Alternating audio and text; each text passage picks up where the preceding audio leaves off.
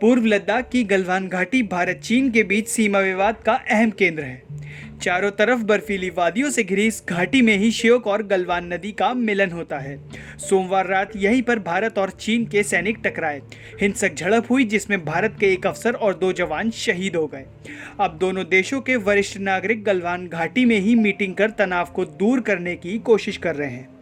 गलवान घाटी भारत के लिए बहुत अहम है और चीन इस बात को समझता है, तभी वह यहाँ से पीछे हटने को राजी नहीं है। आइए आपको बताते हैं कि गलवान घाटी भारत के लिए क्यों ज़रूरी है। वीडियो को स्टार्ट करने से पहले हमारे चैनल इंडियन क्राउन न्यूज़ को सब्सक्राइब कर दें और बेल आइकन को प्रेस कर दें। साल 1961 में भारत ने पहली बार यहाँ कब्जा किया और आर्मी पोस्ट बनाई। इस घाटी के दोनों तरफ से पहाड़ रणनीतिक रूप से सेना को एडवांटेज देते हैं। इसके अलावा गलवान नदी जो श्योक नदी में मिलती है, उसके ठीक बगल से ही भारतीय सेना की एक सड़क गुजरती है। 1961-62 के बाद इस घाटी में शांति रही है। पिछले 2 दशकों में यहाँ दोनों सेनाओं के बीच कोई झड़प नहीं हुई, मगर 5 मई के बाद चीनी सेना गलवान घाटी में अपनी क्लेम लाइन से 2 किलोमीटर आगे चली आई और भारत की सड़क से 2 किलोमीटर दूर है। दारबुक डीबीओ रोड का चीन से खतरा। गलवान घाटी में भारत सड़क बना रहा है, जिसे रोकने के लिए चीन यहाँ हरकत कर रहा है। दारबुक श्योक दौलत बेग ओल्डी रोड भारत को इस इलाके में बड़ा एडवांटेज देती है। ये रोड काराकोरम पास के नज़दीक तैनात जवानों को सप्लाई पहुंचाने में बेहद अहम है।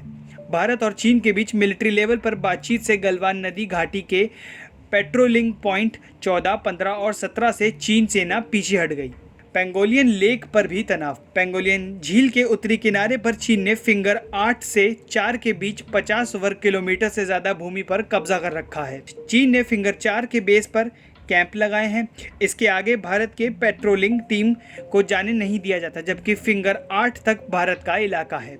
चीन फिंगर 4 तक ही भारत की सीमा मानता है।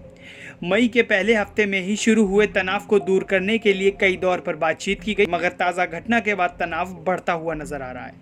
पूरे विवाद पर भारत का रुख है साफ। पूर्व लद्दाख में जारी गतिरोध पर भारत का स्टैंड साफ है कि तनाव तभी खत्म होगा जब चीन अपने सैनिकों को लेकर बॉर्डर के नज़दीक इलाकों से हट जाएगा। चीन ने भारत इलाकों के नज़दीक आर्टिलरी और टैंक रेजिमेंट्स तैनात कर रखे हैं। इनके वापस गए बिना भारत तनाव को खत्म नहीं मानेगा। चीन को जवाब देने के लिए भारत ने भी उतने ही सैनिक, उतनी ही गोला बारूद LAC पर तैनात रखा है। ऐसे ही खबरों के लिए जुड़े रहें हमारे साथ इंडियन क्राउन न्यूज़ पे।